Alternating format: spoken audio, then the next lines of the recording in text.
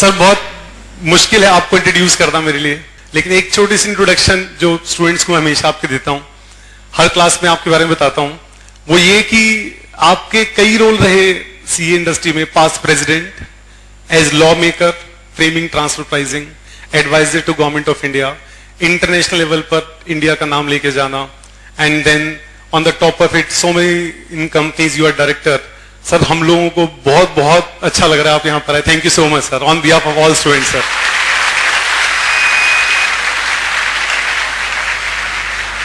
Sir please, I know sir आपके आगे ही रहेंगे केसेस सर।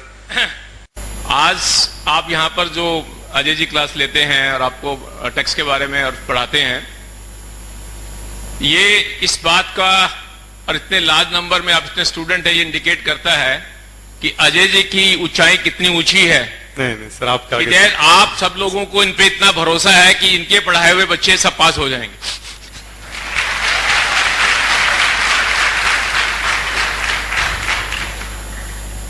सब IPC sir, total 100% IPC sir, IPC sir, and most of them appearing in November this sir. Total only CA sir. अब सबसे पहले तो मैं आप सबको और आपके पेरेंट्स को बधाई देता हूं कि आपने एक सीए का कोर्स चुना।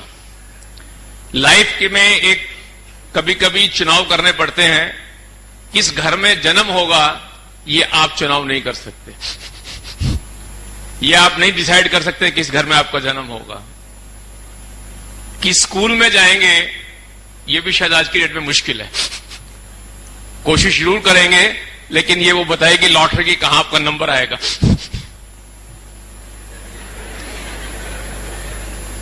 10th क्लास के बाद और 12th क्लास के बाद क्या प्रोफेशन में ज्वाइन करेंगे, वहां पे भी थोड़ी मेहनत काम आती है, लेकिन सीए एक ऐसा कोर्स है जिसमें अपनी चॉइस से आया जाता है।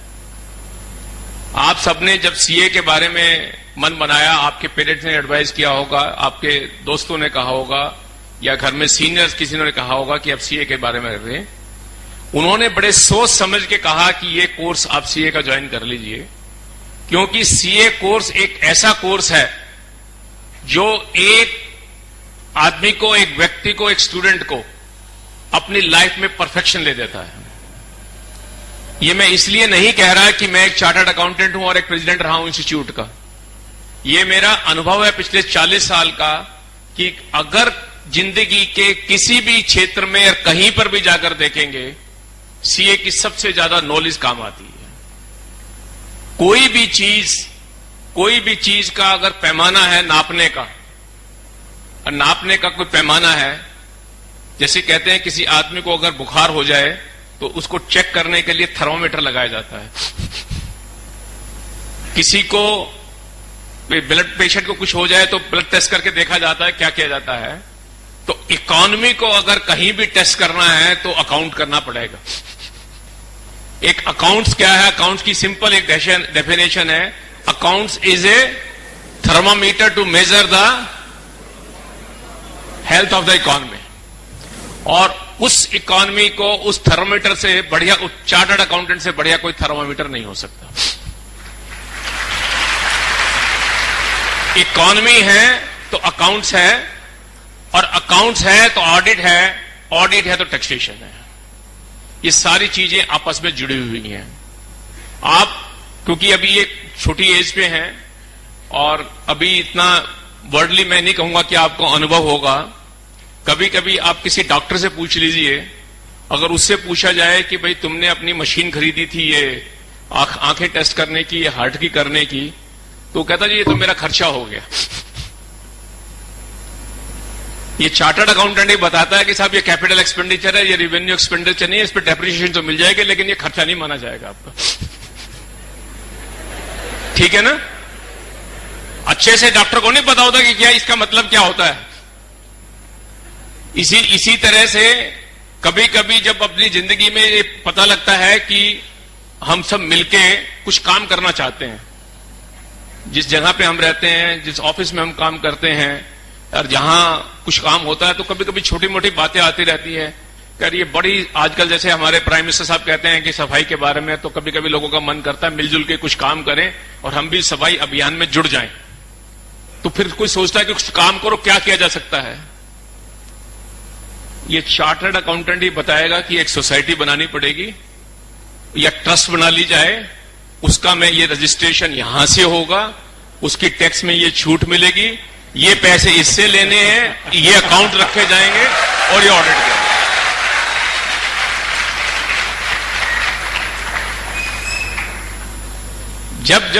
जब ये अकाउंट्स हो गया और जब पैसे आने लगे, पैसे के आने के बाद ये सवाल भी आता है कि शायद इसमें सरकार का भी कुछ हिस्सा होगा। आपने एक सोसाइटी बना ली, मैं उस बिजनेस के बारे में बात नहीं कर रहा हूं, और आपने कहा कि यार हम कुछ किताबें छपवा के बांट देते हैं, और जो किताबें छाप के बांटने लगे तो पता लगा इसके ऊपर भी कुछ वैट वाले घूम रहे हैं पीछे पीछे। तो उसके लिए भी फिर चार्टर्ड अकाउंटेंट की जरूरत पड़ेगी कि भाई ये वैट की समस्या क्या होती है, ये कहां आती है। वो एक चार्टर्ड अकाउंटेंट को पता है कि साहब आपके ऊपर लगेगा नहीं लगेगा, किताबों पे नहीं लगता है, इस पे लगता है, और किताबों पे क्यों नहीं लगता, और आपके कंप्यूटर पे क्या लगेगा, और उसका सेंडबेट कहां मिलेगा। फिर आपने कुछ लोगों से चंदा इकट्ठा कर लिया, और चंदा इकट्ठा कर लिया, और फिर लोगों से कहा कि साहब, किसी बिजनेसमैन पे गए कि साहब हमारी सोसाइटी बड़ा अच्छा काम कर रही है, एक हम अच्छा प्रोग्राम करना चाह रहे हैं, आप हमें कुछ स्पॉन्सरशिप दे दीजिए, कुछ हमारी एडवर्टाइजमेंट कर दीजिए सोविनियर में। पता लगा सर्विस टैक्स वाले भी पीछे घूम रहे हैं। फिर समस्या आएगी तो फिर चार्टर्ड अकाउंटेंट की जरूरत पड़ेगी। साल के बाद फिर अकाउंट्स बनाया तो फिर देखा कि इसमें तो यार इनकम तो अपनी 12 लाख रुपए हुई, हमने खर्चा कुछ 7 लाख का किया, 5 लाख रुपए हम इस साल खर्चा नहीं कर पाए, तो चल रहा है। कुछ फिक्स डिपॉजिट बना ले, कुछ इंटरेस्ट आया, बैंक ने कहा मैं टीडीएस काटूंगा, आपका पैन कहां है, कोई इनकम टैक्स कहां है, इनकम टैक्स वाले भी आ गए। तो फिर आपने कहा कि साहब ये तो इनकम टैक्स भी पढ़ना जरूरी है, और वो चार्टर्ड अकाउंटेंट नहीं बताएगा। That's why I say a chartered accountant is a person, is a qualification which makes a man perfect. और एक चार्टर्ड अकाउंटेंट ने जिसने अपनी एजुकेशन अपनी इस ढंग से सीखी है, वो जिंदगी के हर क्षेत्र में, चाहे वो अपने परिवार से संबंधित हो, जब अपने परिवार में कुछ बात चल रही हो बिजनेस की, अपनी बिजनेस जहां पे वो प्राइवेट लिमिटेड हो या पार्टनरशिप हो, या वो समाज में जहां वो बैठता है, या वो जो सोसाइटी, जो कंट्री, जो नेशन या स्टेट गवर्नमेंट या सीजीओ हो और कॉर्पोरेट हो, उन सब की जितनी भी कॉमर्शियली लिंक्ड इन प्रॉब्लम्स हैं, उन सब का समाधान एक चार्टर्ड अकाउंटेंट है।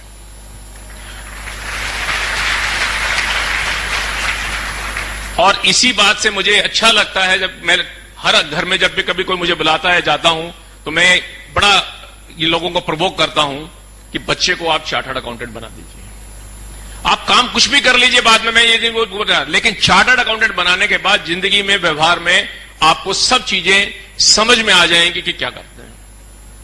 अब आप सबने एक कैरियर चूज कर लिया, and now you want to be a chartered accountant. अब इसके बाद मेरी 2 सख्त एडवाइस आप सबको है। आपके पेरेंट्स ने आपको सलाह दी, आप सब एकेडमिकली रीजनेबली अच्छे हैं, बहुत एक्सेल भी करते होंगे। ये जिंदगी के जिस क्षेत्र पे आज पढ़े हैं, आज आप सबकी उम्र मेरे हिसाब से 17 से 20 साल के बीच में होगी, जो मैं समझता हूं। 12th पास करके 17 में करते हैं, आईपीसीसी आपने कर रहे हैं तो 18 में होंगे, कुछ 17.5 में, 19-18 में होंगे। जिंदगी के ये अगले 3 साल आपके सबसे कठिन और सबसे जरूरी पल है। आप इस 3 साल को इस सीए कोर्स के लिए दे दीजिए, और ये निश्चय कर लीजिए कि आप इसके अलावा कहीं नहीं भटकेंगे। इसके ऊपर जैसे वो अर्जुन की आंख है, जो मछली, वो अर्जुन की जो थी वो आंख मछली की आंख पे लगी हुई थी, उसके तरीके से लगे रहिए कि मुझे ये सीए कोर्स पास करना है। जिंदगी भर का आपका इंश्योरेंस है। आप 17 से 20 साल में हैं, 22 से 23 साल में, 23-24 में आप सब बनके चार्टर्ड अकाउंटेंट बनके निकल जाएंगे। और एक बार अगर आप चार्टर्ड अकाउंटेंट का यहां बैच लग गया कि मैं चार्टर्ड अकाउंटेंट हूं, कहीं भी समाज में जाएंगे आपको इंट्रोड्यूस कराया जाएगा, मेरा बेटा है ये चार्टर्ड अकाउंटेंट है, मेरा भाई है ये चार्टर्ड अकाउंटेंट है, ये मेरे दोस्त हैं ये मेरे चार्टर्ड अकाउंटेंट है। तो मेरा सब लोगों, आप लोगों से सिर्फ एक अनुरोध है, इंसिस्टेंस है, और आपसे सख्त हिदायत है कि आप अपने परिवार की कायाकल्प कर सकते हैं अगले 3 साल के अंदर, अगर आप इस चार्टर्ड अकाउंटेंसी प्रोफेशन को डिवोट करते हैं। उसके बाद आप कुछ भी करना, कोई नहीं पूछने वाला। जिंदगी भर का इंश्योरेंस है, जिस दिन आप काम करना चाहो कर लो, पैसे मिल जाएंगे। जिस दिन आपका मन करे नहीं करना, कुछ नहीं होगा, 5 साल बाद दोबारा शुरू कर दो, पैसे फिर मिल जाएंगे। कहीं जाएंगे वर्ल्ड ओवर, आपको कोई तकलीफ नहीं आने वाली। यह बहुत सख्त जरूरी है। कभी कभी मैंने देखा बच्चे बहुत सीरियस नहीं है। मैं अपना अनुभव बताता हूं एज इंस्टीट्यूट के प्रेसिडेंट का और एग्जामिनेशन के बारे में।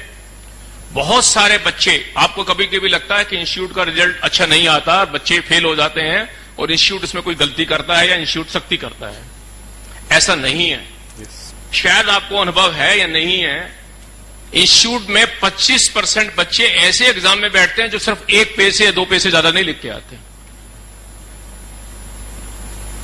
अब जो बच्चा एग्जाम की आंसर शीट पे 1 या 2 पेज लिखकर आएगा, अगर वो ये उम्मीद करे मैं एग्जाम पास कर लूंगा, तो वो तो नामुमकिन सी चीज है। तो आप रिजल्ट की परसेंटेज से मत घबराइए कभी भी। और इंस्टीट्यूट के अगर एनालिसिस कभी निकाल कर देखें तो जो बच्चे फर्स्ट और सेकंड अटेम्प्ट में सीरियसली बैठते हैं उनका परसेंटेज स्कोर 50% से ऊपर आता है। तो एग्जाम इतना मुश्किल नहीं है जो इंस्टीट्यूट का लगता है। लेकिन सिर्फ ये है कि जैसे आप यहां पर अब ये क्लासेस अटेंड करते हैं, जैसे आप सीखते हैं, आप व्यवहारिक बन के इस एकेडमिक कोर्स को बिल्कुल सीरियसली पास करें। पूरे 3 साल इसमें दे दें। कोई दूसरी एक्टिविटी बहुत कम करें। मैं ये नहीं कहूंगा कि बिल्कुल ही बंद कर दें, बिल्कुल करें और इस पे फोकस रखें कि मुझे इस एग्जाम को पास करना है। और इसके साथ साथ कभी कभी हम ये भूल जाते हैं कि इंस्टीट्यूट में एक एग्जाम पास करना ही जरूरी है, प्रैक्टिकल ट्रेनिंग की भी उतनी ही महत्वता है। सीए कोर्स और एमकॉम और किसी कोर्स में कोई बहुत ज्यादा सिलेबस में बहुत ज्यादा फर्क नजर नहीं आएगा।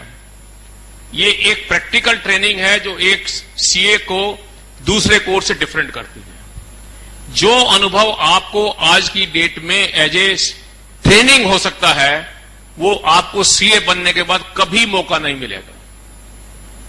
आप जब ऑडिट पे जाते हैं, आप जब किसी टैक्स डिपार्टमेंट में जाते हैं, जब कभी आप किसी का अकाउंटिंग देखते हैं, जो एज ए स्टूडेंट आपको देखने का मौका मिलता है, सीए बनने के बाद कभी नहीं मिलेगा।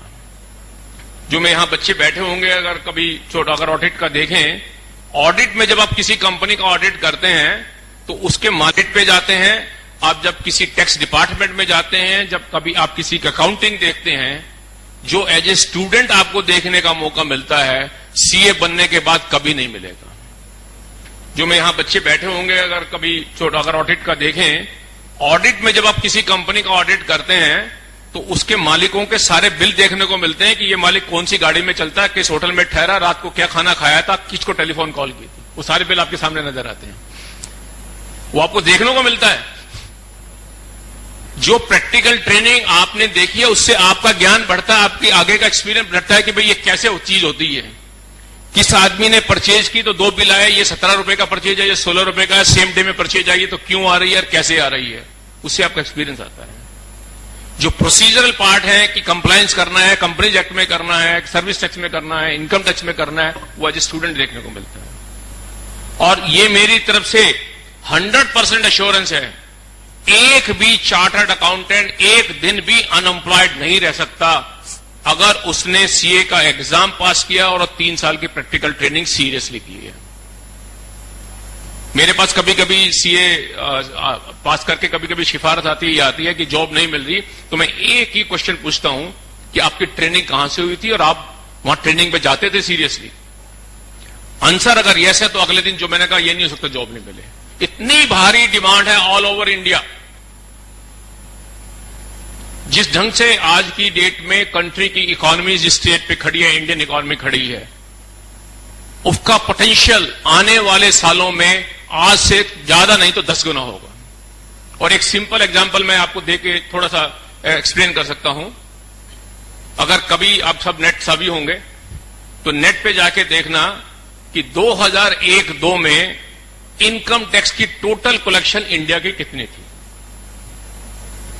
66,000 करोड़ के करीब थी और 12-13 की टैक्स की कलेक्शन 6,60,000 करोड़ की है। 11 गुना इकोनॉमी 10 गुना टाइम में हुई है। और इसी रेशो को मान के चलूं तो 2022-23 में ये 66 लाख करोड़ होने चाहिए। जब 6,60,000 करोड़ में 2 लाख चार्टर्ड अकाउंटेंट से गुजारा नहीं होता तो 66 लाख करोड़ में कितने चार्टर्ड अकाउंटेंट की जरूरत पड़ेगी, ये सब आप आइडिया लगा सकते हैं।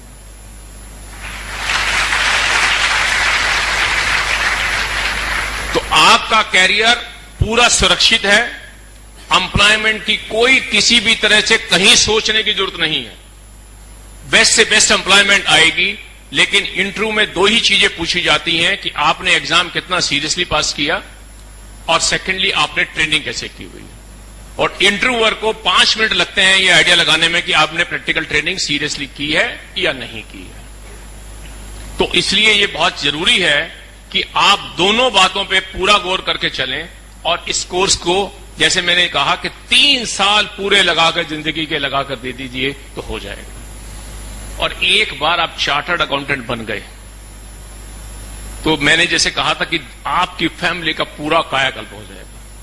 मैं एज ए इंस्टीट्यूट में जब काउंसिल मेंबर था तो मैं डोर टू डोर मेंबर से बहुत मिलने जाता था और उस समय का अनुभव है कि मैं घर में कभी कभी किसी चार्टर्ड अकाउंटेंट जो अभी 2 महीने या 4 महीने पहले बने होते थे उनसे मिलता था और जब उनके घर से मिलकर बाहर निकल के आता था तो मैं अपने दोस्तों को कहना था कि 3 साल बाद जब हम दोबारा इनसे मिलने आएंगे इनके घर में वो सारे सुख साधन होंगे जो आज नजर नहीं आ रहे हैं।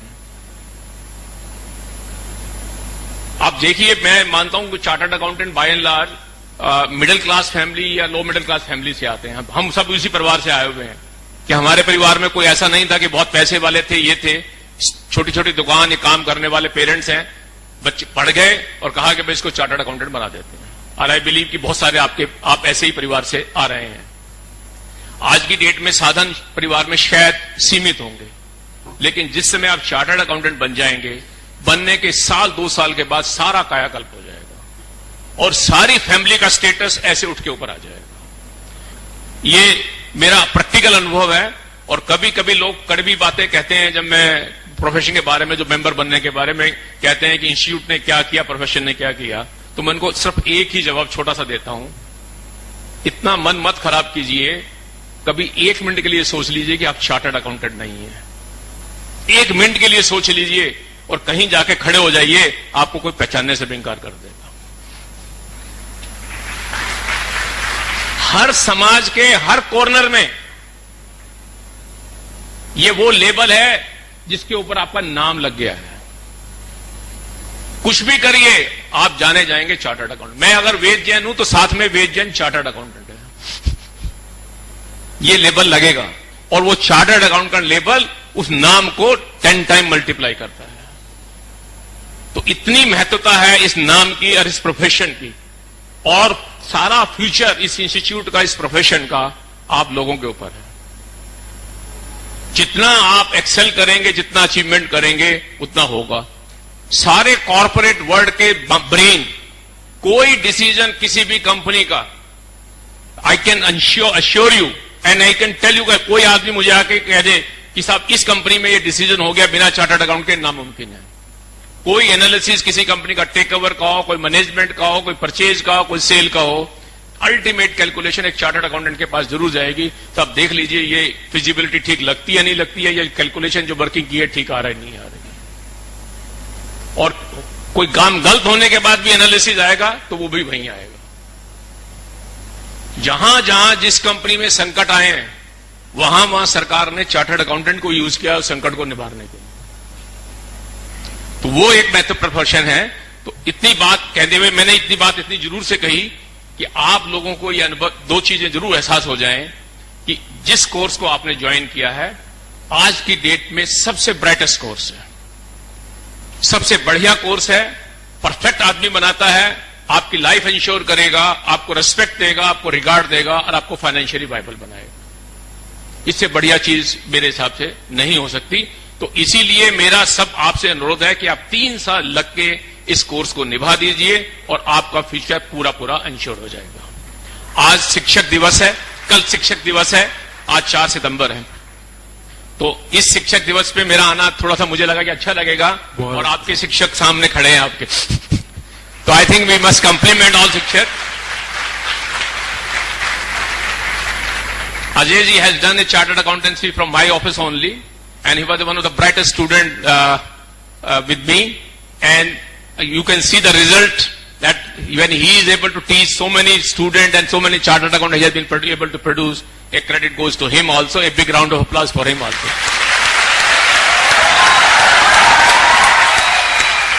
I wish you all the best. Please keep high hopes for the institute, for the profession, for your teacher, and for your society, and for your country. My strong belief is those students, those people who look positively, who look constructively, their growth is the sky limit. Thank you, friends. Thank you so much, sir. Sir एक दो question sir, एक आपकी permission है sir. Sir actually आपका आना बहुत मुश्किल होता है. एक मिथ है बहुत बड़ी कि इंस्टीट्यूट कुछ नंबर काटता है. Sir being president, head of examination committee, result, sir कुछ ऐसा होता है सर कि इंस्टीट्यूट नंबर काट के जो पास होते हैं उनको फेल कर देता है उनको?